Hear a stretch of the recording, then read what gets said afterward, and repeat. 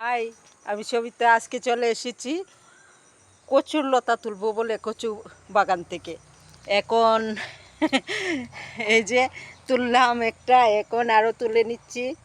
এই যে গাছের থেকে কচুর লতা এই যে তুলে নিলাম। এইখানে আরও কিছু তুলে নিলাম। এই যে তুলে নিলাম এক মুঠি। এখন সব শুকনা শুটকি বা গুঁড়া মাছ দিয়ে খেতে খুব ভালো হয়। আর এগুলো রান্না করব আমি শুটকি মাছ দিয়ে। আর আমার কচু বাগান দেখায়, এই যে অনেক কচু বাগান।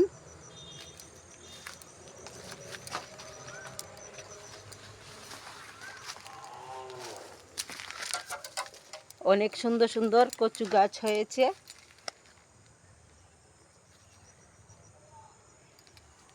এগুলা হলো কাঠকচুর লতা, আমাদের চাষ করা হয় এগুলা।